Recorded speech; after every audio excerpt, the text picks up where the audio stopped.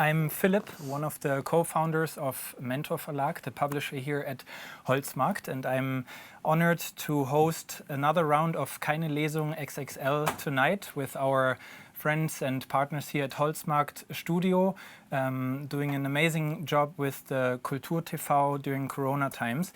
And our guest tonight is Francesca Cavallo. Hi. Hi, it's so great to be here. Thank you for having me. Thank you very much for taking the time. So if you don't know her, which is already a bad thing, but if you don't know her, then let me introduce her to you a little bit. Francesca Cavallo was born in southern Italy, and she's a studied stage director. In 2012, she moved from Italy to California in Silicon Valley to start a company called Timbuktu Labs with her co-founder. And they experimented a little bit with different products, 6 children's books, 12 apps I heard, and an iPad magazine for kids. It was going so-so until they produced something you probably all know, which is called Goodnight Stories for Rebel Girls. This is the German version of it. Which was a huge success by all means. It sold more than 4 million copies. It was translated in 45 different languages. It was a New York Times bestseller. It was a bestseller on numerous different lists. And then it wouldn't be Francesca Cavallo if she hadn't started a different new company right after that, just recently, called Undercats. And this new company, she published her first novel called Elves on the Fifth Floor, which recently launched in Italy. Of course, became a bestseller immediately, and now she did her latest coup, which is within a few weeks of Corona showing up on this planet. She actually published a free ebook for kids to help them make some sense of the whole situation and understand a little bit about Corona. It's already translated into more than 20 languages within less than 2 weeks. It has more than 40,000 downloads already, so it's absolutely incredible. Thank you very much, Francesca, for taking the time for being here tonight. We are honored, and we are actually very inspired by the work you do in our publishing team. You influenced our program and actually some of our books itself, especially regarding gender equality. So yeah, thank you again for being here and taking the time. Thank you so much for your very kind introduction. I'm really ecstatic to be here. Cool. Let's start very simple, but maybe symbolic even. Can you tell us why your new company is called Undercats? Well, I came up with the name last year. I was like, what do I want to call it? And it came to mind that this concept I've been living through I've always been an underdog in my life. I come from a very small town in southern Italy, in a very poor area of Italy, and a lot of the things that happen in my life were very unrealistic. If someone would have told me many of the things that I did, I would have never believed them. So I've always found myself in this position of being an underdog. So I was toying with this idea of an underdog, or someone that you never see coming, or a story that you don't see coming, which is also a characteristic of many of the things that I wrote before for theater and then for books. So I came up with this idea of an underdog that is even more sneaky in a way, more surprising and smoother. And so I came up with this idea of Undercats, and the tagline of the company is, "You never see us coming." Super nice, yeah. And I think it already also shows in the way how you work with other people, right? Especially if I think about the illustrator that did the illustrations for your recent novel Elves on the Fifth Floor. Do you choose the people also by being an undercat or not? Because it's one of her first major projects, I think, right? Well, when we started, she has published other books before, so it is different. The illustrator for Elves on the Fifth Floor, that was her first book. Okay. In terms of Claudia Flandoli, instead, she has done other books before. Yeah. But I'm sure I didn't ask her, but I think I can safely say that no project that she's ever worked with was translated into 20 languages or had this kind of reception. So, I mean, I don't require fame to work with people. So I don't, sometimes illustrators are paired with projects based on their selling capacity. And I never think in this way because my eyes are always on what is best for that specific project. Because I'm a believer that when you find the right combination between right images and the right words, then the project will sell itself. You don't need to have the kind of traction that a name can have attached. And so this is why for the case of Dr. Lee, I put a call for illustrators on my Facebook page. I built, over the course of the past few years, I built a significant community of artists around me, which is one of the things that I'm most proud of. So in 2 days, I received 130 portfolios, and I scanned them through all of them. And for me, it's very important to do it personally because sometimes when I see the work of other artists, I am inspired myself. And sometimes I already have a story, but some other times I will look at some illustrations or a particular style and the story will come to mind. So it's really important for me to cultivate this live relationship with other artists because their work inspires me, and I really like to think that all the projects that I will work on really have this exchange between the writer and the illustrator, and if you keep this exchange alive, they can become much better. And this is what happened with Dr. Lee. Okay, nice. Yeah, we're going to talk about Dr. Lee, which is the ebook for kids on Corona extensively. Just before, I wanna give our viewers a little bit more context. So there has been a lot of media coverage in all the big outlets about your successes. So I don't want to be the next interview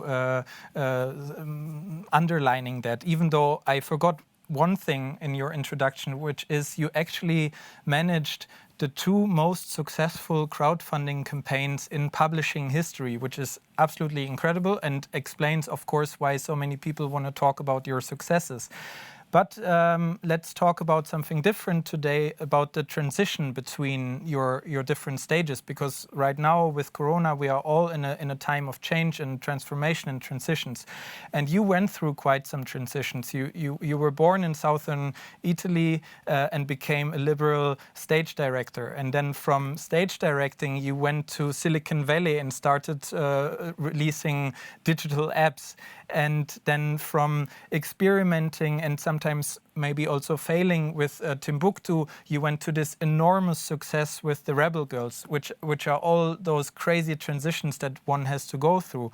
And then after the big success with Rebel Girls, you actually decided to start a company from scratch, which is again such a huge transition.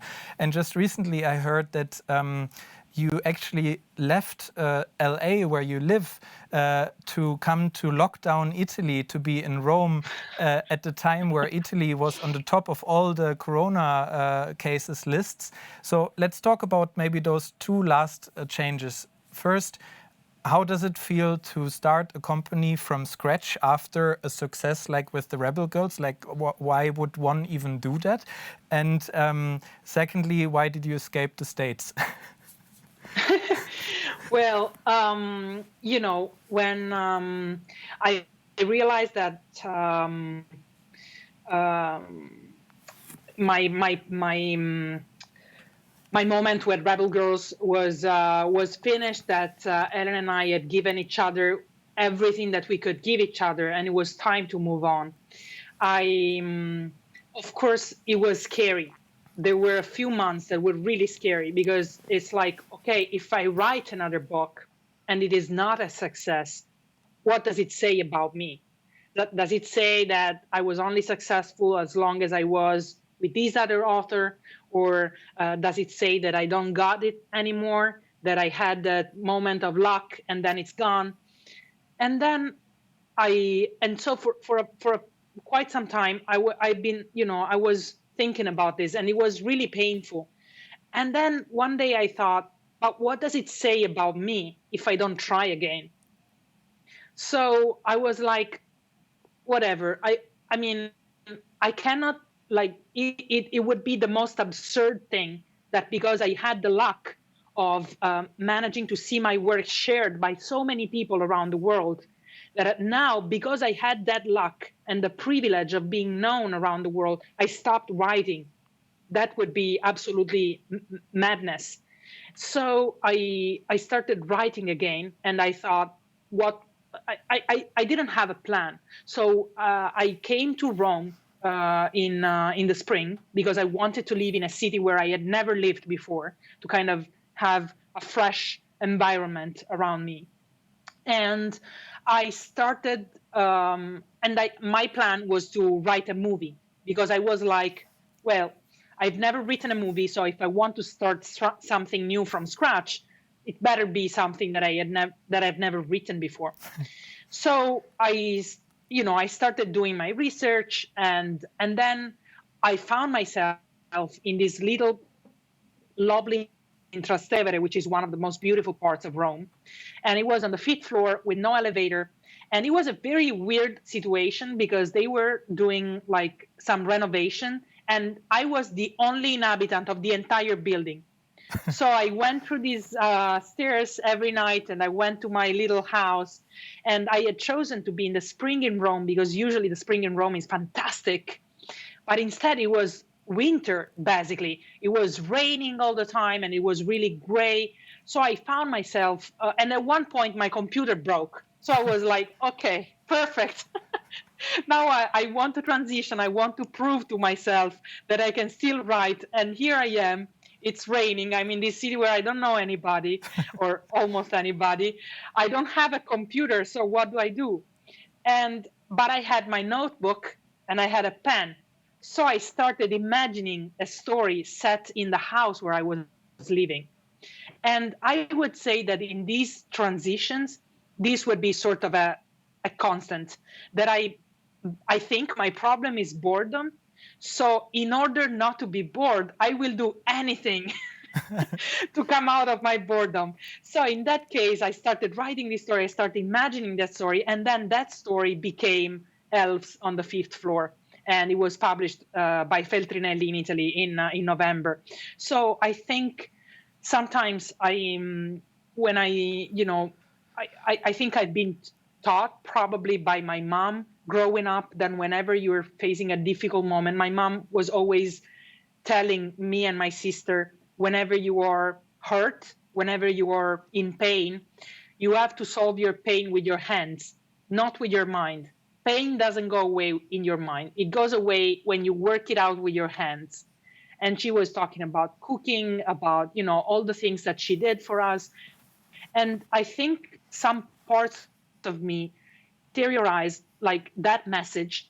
And so whenever I find myself in pain, or whenever I'm scared, I kind of go back to that lesson, and I try to work out my pain or my fear. That, of course, I'm human. So whenever there is a big transition, I'm afraid of what is going to happen. Am I going to be able to control it? Will I be enough?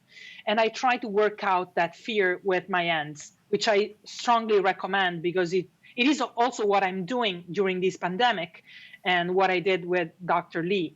And the reason why I came back from the US was more than, when I was in Los Angeles, and I was a little scared because it was a very weird situation, because we Italians in the United States, we knew what was going on in Italy, and we could see that the US was not taking this seriously.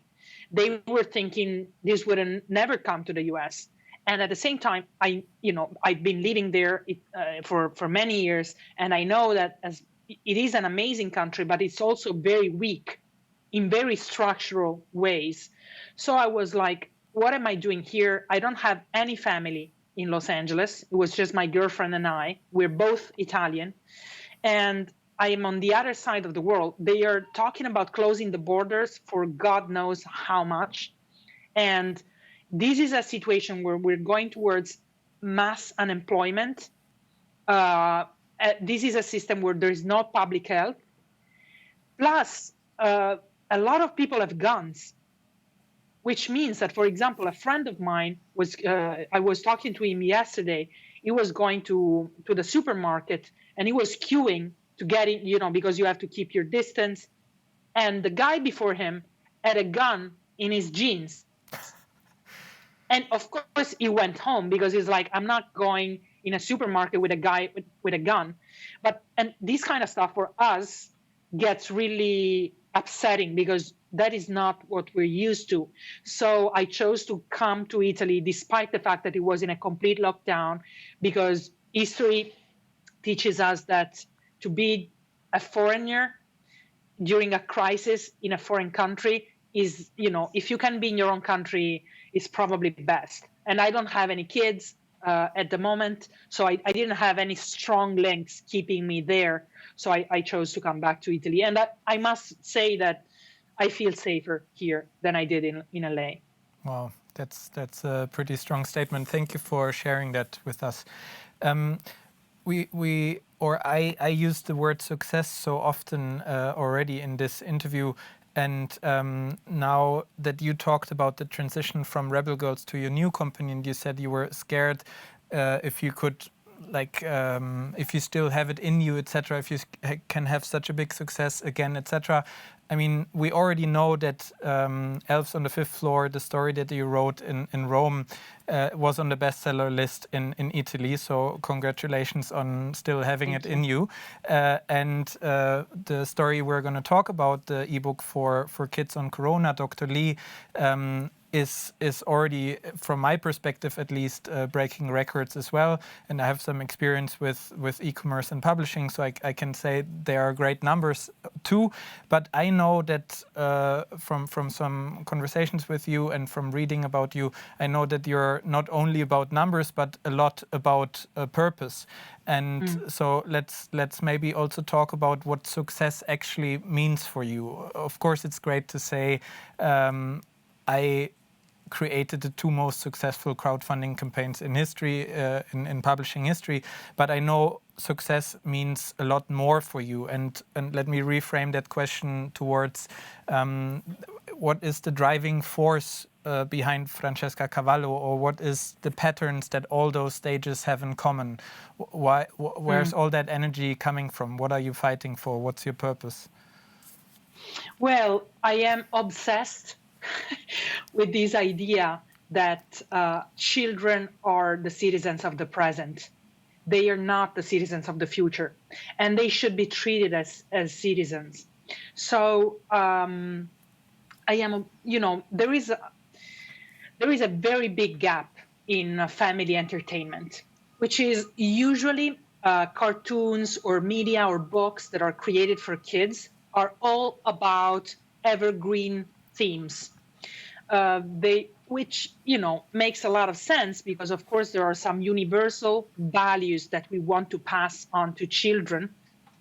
But there is a huge gap, because there is not any family entertainment that is a tool to reflect as a family on current issues, the themes that are in our present, the big themes that we are talking about. I'm not talking about breaking news, but more about, I don't know, for example, in the case of Good Night Stories for Rebel Girls, women empowerment, or in the case of Elves on the Fifth Floor, representation. or the moral leadership of children. So the kind of themes that are explored at length in grown-ups media, if we think about, for example, the series that are more successful on Netflix, they are always in a very tight dialogue with themes that we are reflecting upon as humanity at that particular point in time. And for some reason, there is nothing in terms of family entertainment that allows family to reflect upon these current themes with their kids in a way that is respectful towards children and that enables meaningful conversations between grown-ups and children. So I am obsessed with the idea of filling that gap. And with Elves on the Fifth Floor, I wanted to do it for the first time with a fictional story because I don't believe that it needs to be necessarily non-fiction. It can be fiction, as it is in many of the shows that we watch or the books that we read, but it needs to be in a very strong relationship with the issues that we're talking about right now in the moment. I think there is a lot of obsession of not wanting to talk to kids about issues that are current because there is a lot of fear to be stigmatized as propaganda or wanting to push your political ideals to kids. So there is a lot of fear from many people, and they're like, if we are in the evergreen themes, we are safe from criticism.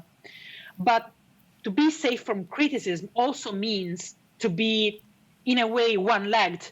To be in a way to not utilize all the resources that you could to engage with your audience. So I am very obsessed with the fact that because there is a lot of fear of there are a lot of taboos in children's literature.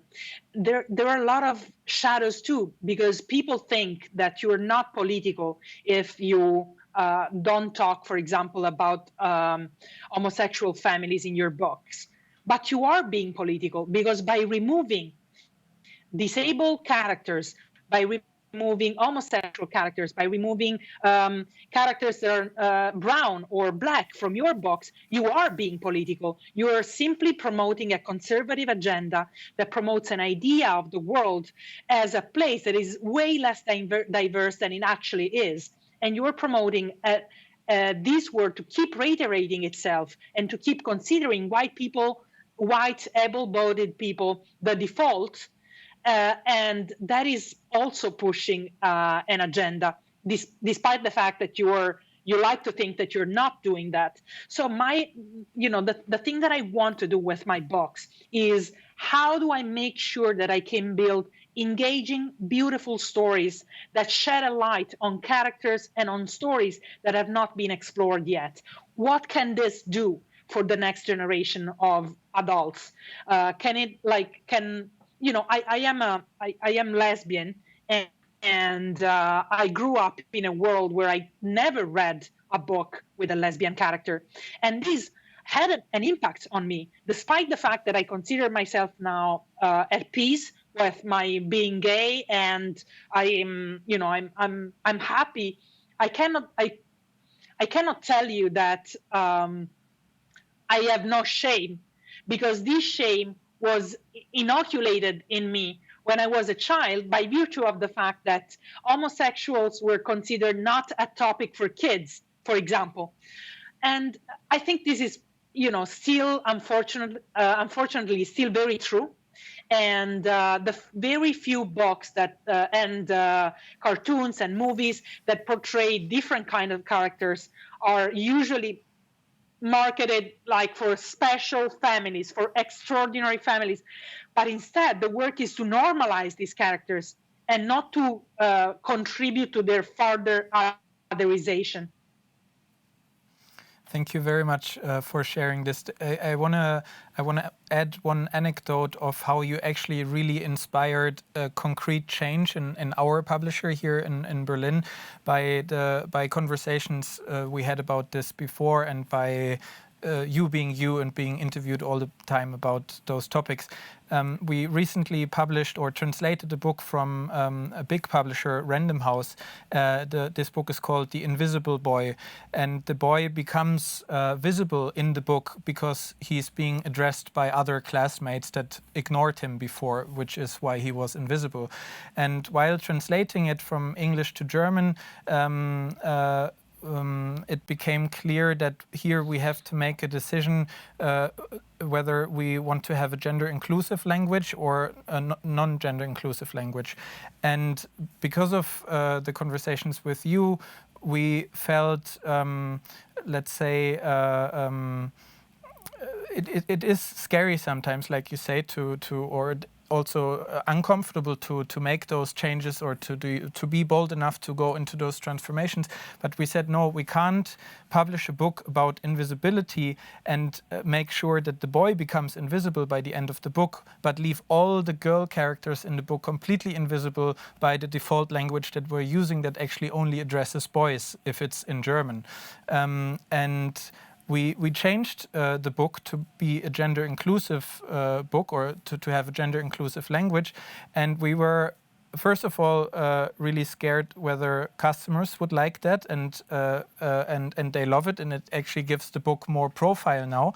And before that, internally, we were really scared whether Random House would actually approve this, which is what you also just talked about before. Like, they don't want to be political, they want to normalize things, they don't want to take a risk, etc. And we showed it to them, and this actually created a deeper relationship with them now. They approved it and they liked it, and they thought it was brave, and maybe they're now even looking into topics like this themselves because they see more examples like this coming up. So thank you very much for this very concrete inspiration. It's easy to say you inspire us, but you actually do, and the work you do is producing concrete output. So thank you for that. Thank you. I'm really happy to be of service. Nice. Let's talk about Dr. Lee, because we dropped the title a few times, and maybe people still don't know what it is. If you're sitting on your computer right now, go to www.bit.ly/undercats. I will repeat that in English also, www.bit.ly/undercats, bit.ly/undercats. And download the free ebook of Francesca Cavallo called Dr. Lee and the Crown-Wearing Virus, because this is the ebook that we're going to talk about up from now. You recently, some weeks ago, I think 10 or 12 weeks ago, you launched something on Instagram that you called the Dreams Clinic, where you help your followers and your community to bring ideas from black and white to color, like you say, so to help them make an idea become a reality. And I think that it's so amazing that you're not just advising your followers and giving them tips on how to do something like this with the past success of Rebel Girls that you have, but you actually went through that process in light speed yourself again in the past weeks. 1st of April, you had a first draft for an ebook on for kids on Corona, and then on the 15th of April, which is 2 weeks later, you published a full-blown ebook with beautiful illustrations in 4 different languages: English, German, Spanish, and Italian. And I think you published it on the 14th, and on the 15th you announced that it was already downloaded a few thousand times.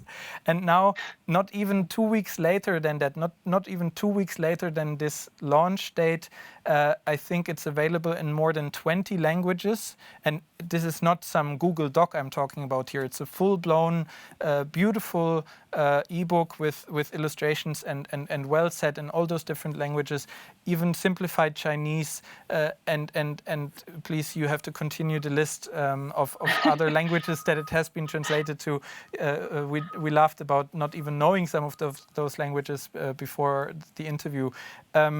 So this is completely mind-blowing. It has been downloaded a few tens of thousands of times, and I think it's mind-blowing because it happened in such a short time, which is completely unheard of in the publishing industry. They usually need years to publish anything in one language, and then it usually doesn't sell.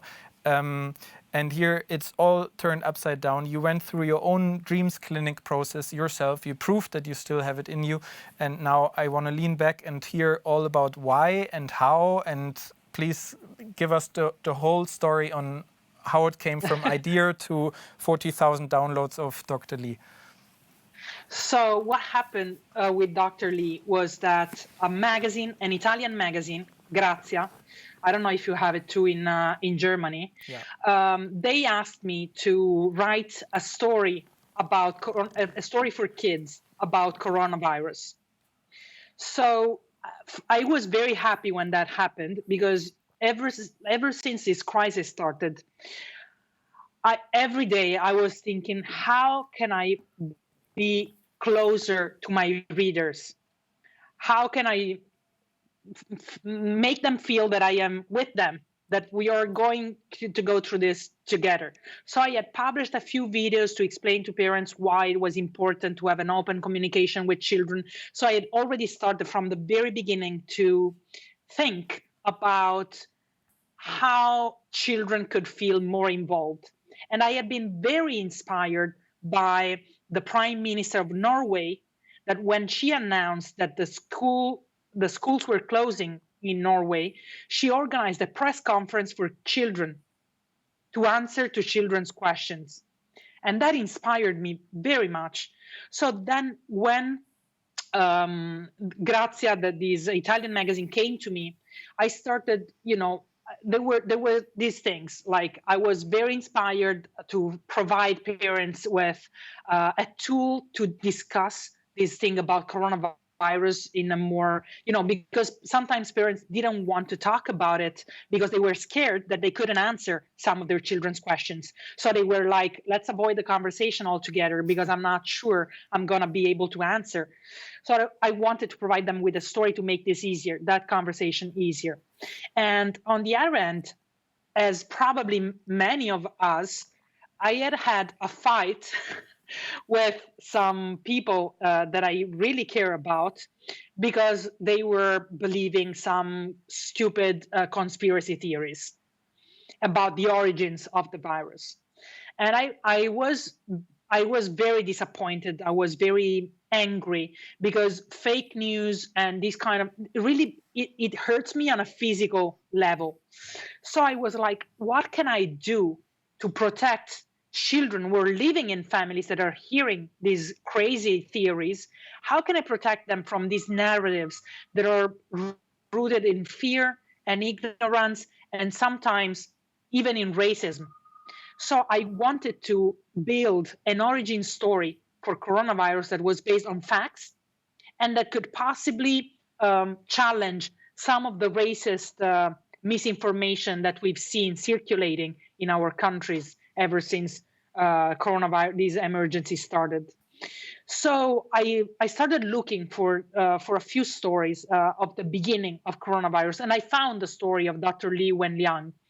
And from the very beginning, it sounded like the perfect story, because this was actually the first hero of this pandemic, and the perfect embodiment of what happened not just in China, and of the importance of the freedom of science. Because his story, very briefly, what happened was that he was an ophthalmologist, so he was not a virologist, and he was working in the hospital in Wuhan, and he started realizing that he had seen a lot of patients in the same week with the same symptoms. And he realized that it was like a very bad cold, that it was flu-like, but it was unlike any other flu that he had ever seen. So he realized that it was very dangerous, and he started telling his colleagues, the other doctors in the hospital, that this sounded scary. And the police went to visit him, and they asked him to keep it down because it was like sounding the alarm and generating useless panic. So I was like, this story is perfect because, of course, we're not in a regime as China is, but in many other countries, Italy, the US, Spain, we've seen the UK, we've seen political authorities ignoring the opinion of scientists and finding themselves in a very profound crisis for reasons that are not too far away from the reasons why the police tried to shut Dr. Lee up.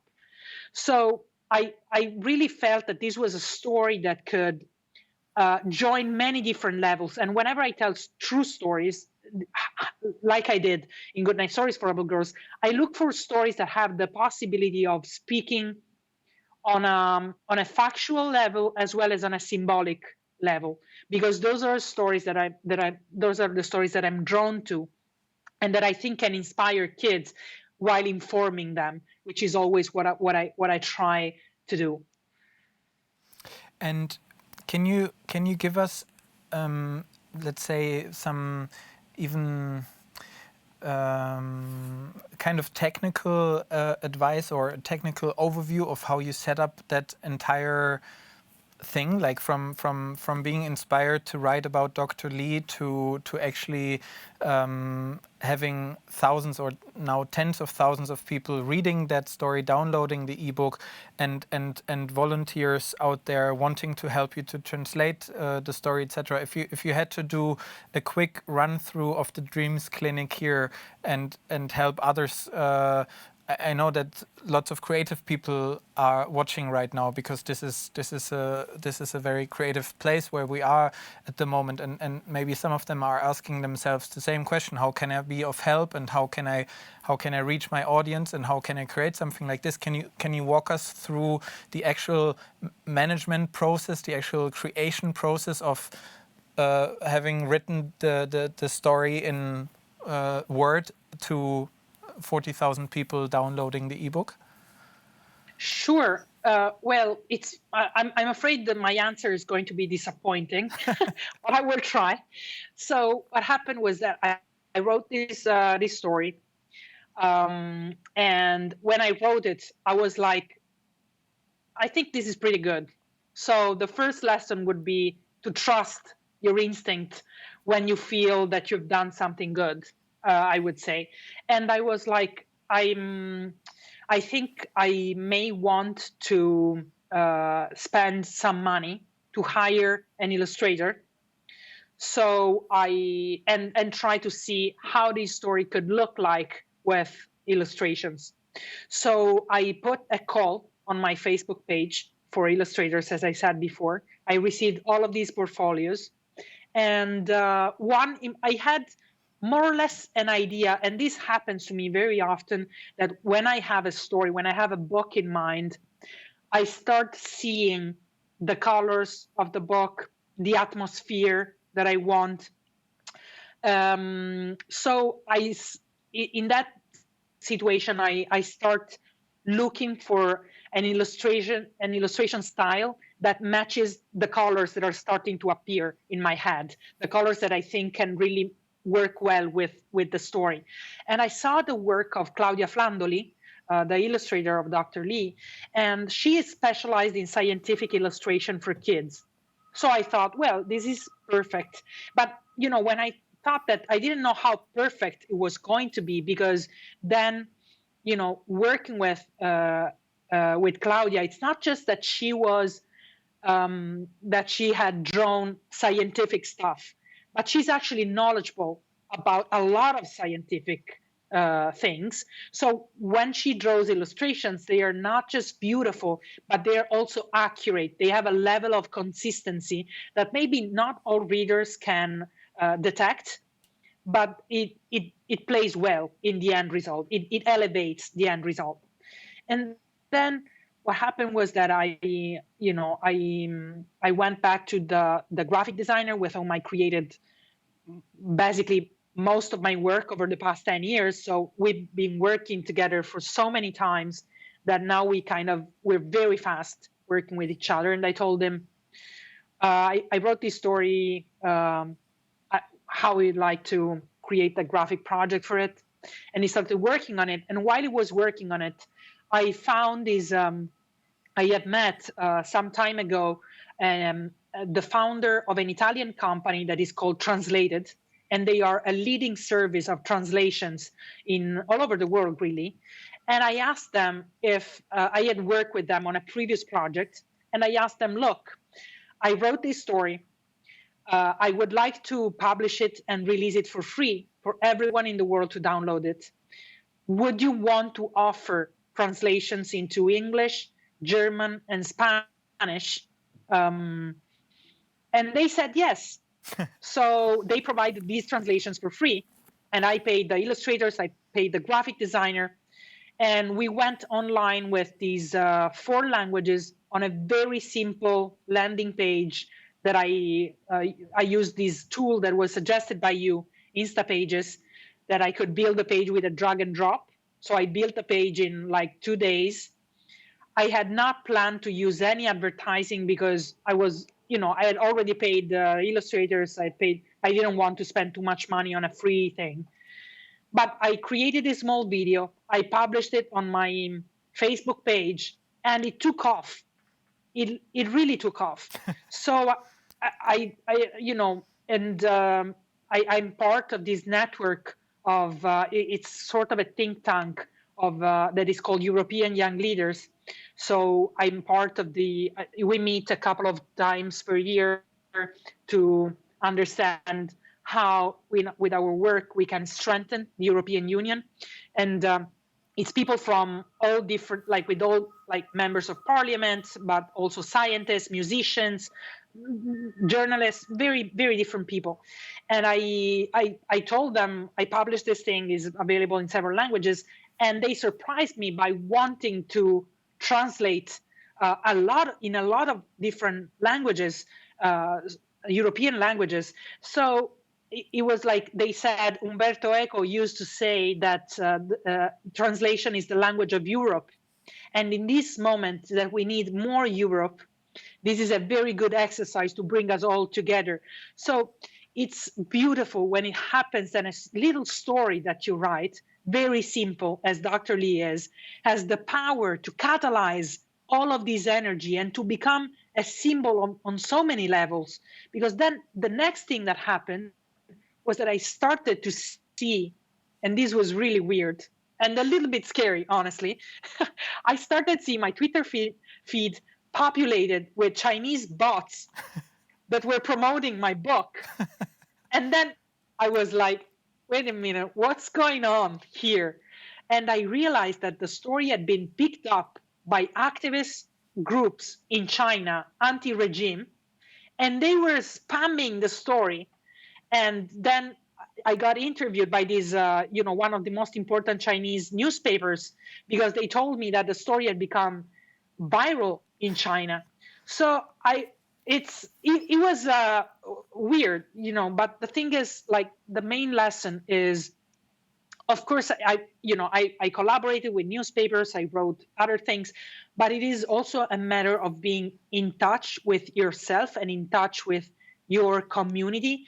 And when you find an opportunity where you feel you can provide value, to go and do it.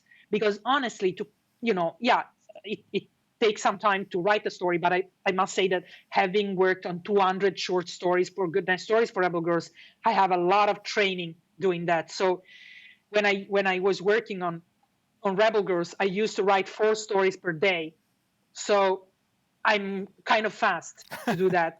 So it's a matter of understanding. Of course, if I wanted to put this story up for sale in this moment, it would have been more complicated because you cannot print it. And you're like, am I going to, first of all, I didn't like it to be, it wasn't in line with my principles to use coronavirus as a marketing opportunity. It didn't feel right to me.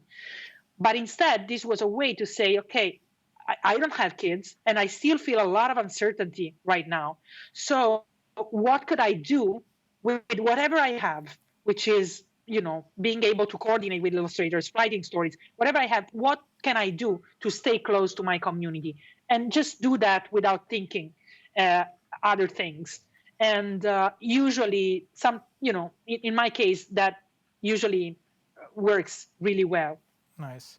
And this tonight wouldn't be Keine Lesung, obviously, if we wouldn't hear from you later on reading Dr. Lee to us. As the tradition wants it, I will leave this chair later and leave the stage to you, and you're going to read the entire ebook to us. If you still haven't downloaded the ebook yourself, you can also go to Instagram and search for Francesca the Rebel or Francesca Cavallo. You will find her profile, and in her bio you will see the link to download the Dr. Lee ebook. You should download it and maybe watch it on your phone while you hear or listen to Francesca reading the story to you. That would probably be the perfect combination. There's one anecdote that I wanted to share on how you help parents to educate their kids in Corona times. I didn't find it. My girlfriend did. She speaks Italian, and she followed your Insta stories in Italian, where you explain parents on how they could possibly explain Corona to their kids. And you have this beautiful advice where you say, don't explain them right away, but actually ask them what they already know. And my sister-in-law, my Peruvian sister-in-law that lives in Holland, tested that on their 3 kids, on her 3 kids. And they actually replied, oh yeah, it's this illness that is not dangerous for us, that our parents might struggle with, and that is probably going to kill grandma and grandpa. And they were just so forthright about this, and they knew so much about it already in a scary but also interesting way, that I was kind of blown away by their reaction, because I would have guessed they would say, I don't know what Corona is. I've never heard that word. But no, they already had kind of a concept about it in mind. And I wanted to ask you if you got any feedback on those Insta stories, or in general from your community on those advices that you gave them. Did you collect some anecdotes of how parents explained Corona to their kids? I did not collect anecdotes about that, but I did collect a very moving anecdote about the Dr. Lee book. And so the mom of a 3-year-old girl told me that they had read Dr. Lee the night before, and the following day they were saying grace before having lunch, and the daughter told the mom, I must tell you a secret. And so she went to her ear and she said, let's say a prayer for Dr. Lee. Nice. And this was so heartwarming, because the point of books in general, especially of children's books, should always be to generate empathy. But at a time like this, empathy is a very, very important currency. So that made me really happy. Nice, beautiful.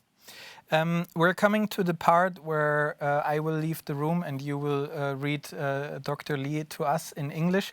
As Keine Lesung so far has been in German, I just want to make the spontaneous offer that we're going to find an interesting character to read the German version of Dr. Lee in the next days and publish that on our account as well. Okay. If you out there go to the stream that you're watching right now, you should see in the comments or in the description, you should see the link to download the ebook as well, in case you want to follow what Francesca is reading now.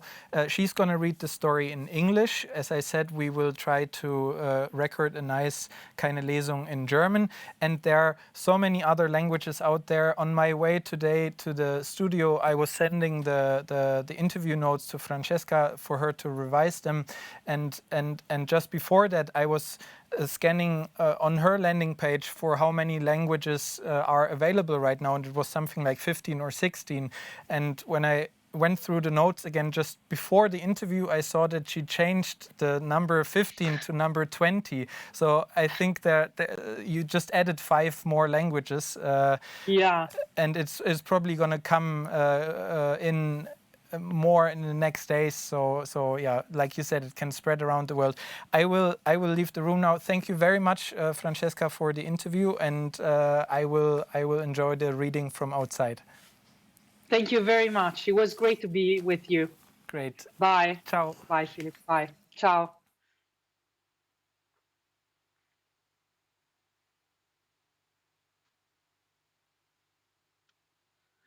Okay. So, I am Francesca Cavallo, and I'm going to read my latest book, Dr. Lee and the Crown-Wearing Virus. Once upon a time, there was a very good doctor in China. His name was Dr. Li Wenliang, and he was an eye doctor.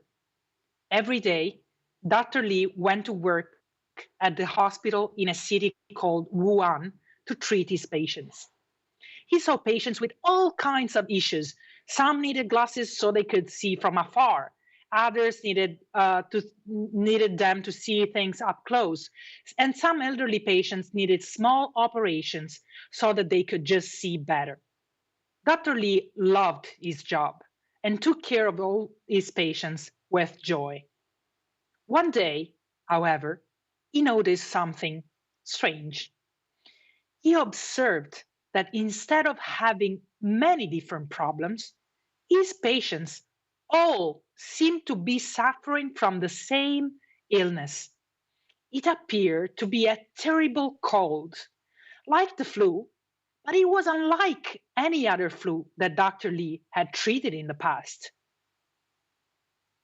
The doctor immediately sent a message to his colleagues to warn them that this strange flu was going around and tell them that though he didn't know exactly what it was, it appeared to be very contagious because he had already seen 7 patients with it. The following day, police officers went and knocked on the doctor's door. They told him he had to stop sending messages, or else they would arrest him and put him in prison. They thought the doctor was getting worked up for no reason, and they didn't want him to frighten the other doctors. But as the days went by, more and more people got sick with this strange flu. Now there were very many ill patients. Dr. Lee's colleagues quickly realized that he had been right. This flu was caused by a virus that they had never seen before. They began working together. There were those who observed the virus in the laboratory to understand how it spread, others who treated patients, and those who tried to develop a vaccine to protect people. For every patient they treated and every hour they spent in the laboratory, the researchers, doctors, and nurses learned something new. They discovered that it was a virus that was part of a family called the coronavirus, a type of virus that when you looked at it under a microscope appeared to have a crown on its head. Corona is another word for crown. The police apologized to Dr. Lee, but unfortunately it was too late. The doctor had fallen ill and died a few days later. The doctors discovered that the virus came from an animal, possibly a bat or a snake, but they couldn't be sure. It wasn't easy to know for certain because the virus couldn't be questioned. Normally, viruses found in animals don't make humans sick. But this was a new virus, and a lot of research would have to be done to understand its behavior. In the meantime, though, they had to find a way to protect as many people as possible from getting sick. The researchers discovered something very important. Even people who didn't have a cough or fever could hug, touch, or kiss someone and unknowingly transmit the virus to them. They discovered that when a person coughed or sneezed and a few tiny drops of saliva landed on a door handle or an elevator button, someone who then touched the same handle or button even hours later could get infected with the virus. They also discovered that washing your hands thoroughly with soap made the virus disappear. Finding a vaccine became urgent so that people could stop worrying when they hugged each other or called the elevator. In fact, vaccines protect people from getting sick even when they come in even when they come in contact with the virus. It's thanks to vaccines that we're no longer afraid of getting measles or chickenpox. But what could be done to prevent people from getting sick while researchers around the world were trying to develop a vaccine? The scientists came to a conclusion. People had to be asked to stay home because this way the virus could not spread and there would be fewer people falling ill. Those who did get sick would get the care they needed, and the researchers would have time to find a solution. The doctors in Wuhan told their colleagues in other countries about the new virus, but many thought it was a Chinese problem and wouldn't affect them, so they weren't concerned. But in a few days' time, the virus arrived in Italy, France, the United States, Spain, Germany. In the beginning, nobody wanted to believe it. Just like the police officers from Wuhan had done, the other governments around the world also refused to listen to the scientists. It's not a big deal, they said, but sick people kept coming to the hospital, and soon there would be no more beds left to put them in. Shortly after, other countries around the world also started telling people to stay at home and that children were no longer allowed to go to school. How long will this last? The children asked. But the adults didn't know. They did know, however, that even though the schools were closed, the kids had to keep up with their schoolwork and studies. This is because it would take many doctors like Dr. Lee, many teachers, many scientists, and many researchers for people to once again hug each other and take the elevator together without having to worry about a thing. The end.